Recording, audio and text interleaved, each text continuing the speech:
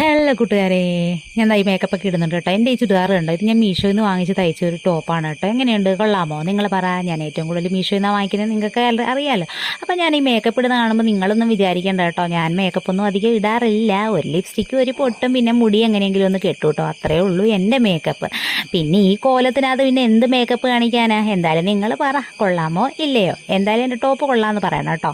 ഇത് കഴിഞ്ഞിട്ട് ഞാൻ ഷോപ്പിലോട്ട് പോയത് കേട്ടോ. എനിക്കൊരു ഡ്രം വാങ്ങിക്കാൻ വേണ്ടിയിട്ടാണ് ഞാൻ ഷോപ്പിലോട്ട് പോകുന്നത്. പക്ഷേ ഈ കടകളിൽ കയറി കഴിയുമ്പോൾ നമ്മളെല്ലാവരും എന്താ ചെയ്യുക? കണ്ണി കാണുന്നതെല്ലാം വലിച്ചു വാരി എടുത്തുകൊണ്ട് വരും. ഇത് നമ്മുടെ ചേട്ടന്മാരുടെ പോക്കറ്റും കാലിയാക്കാനുള്ള പ്രധാന വഴിയാണ് നമ്മളൊക്കെ. അങ്ങനെ കടയിൽ ചെന്നൊരു ഡ്രം എടുത്തു കേട്ടോ. ഡ്രം എടുത്ത് കഴിഞ്ഞപ്പോൾ പിന്നെ എൻ്റെ കണ്ണ് അങ്ങോട്ടും ഇങ്ങോട്ടും പോകുന്നുണ്ട്. ഇത് കാണുമ്പോൾ എൻ്റെ കെട്ടിയവൻ എന്നെ ഇടയ്ക്കിടയ്ക്ക് നോക്കി വെച്ചിട്ടുണ്ട്. അവിടെ കത്തി, കൊടുപാട്, വാക്കത്തി, അല്ലാത്ത കത്തി എല്ലാം ഇരിപ്പുണ്ട് കേട്ടോ.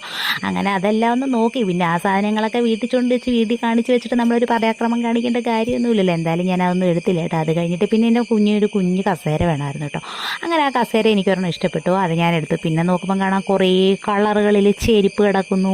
പിന്നെ കുറച്ച് എന്താ എനിക്കറിയത്തില്ല, എന്തൊക്കെയോ കുറേ ഐറ്റങ്ങളൊക്കെ കിടപ്പുണ്ട്. പക്ഷേ ഞാനതൊന്നും വാങ്ങിച്ചില്ല കേട്ടോ. പിന്നെ അത്യാവശ്യമുള്ളൊരു 2 കാർപ്പറ്റും കൂടെ ഒക്കെ വാങ്ങിച്ചിട്ട് നമ്മൾ വീട്ടിലോട്ട് പോകാനെങ്കിൽ ഇറങ്ങി കേട്ടോ. ഫാൻസി ഐറ്റങ്ങളാണെങ്കിൽ കുറേ സാധനങ്ങൾ ഇരിപ്പുണ്ട് കേട്ടോ. എൻ്റെ കണ്ണിതിലെല്ലാം പോകുന്നുണ്ട്. പിന്നെ ഞാൻ വിചാരിച്ച് വേണ്ടാന്ന് എൻ്റെ മനസ്സിങ്ങനെ ബാക്ക് അടിപ്പിച്ചുകൊണ്ടിരുന്നു.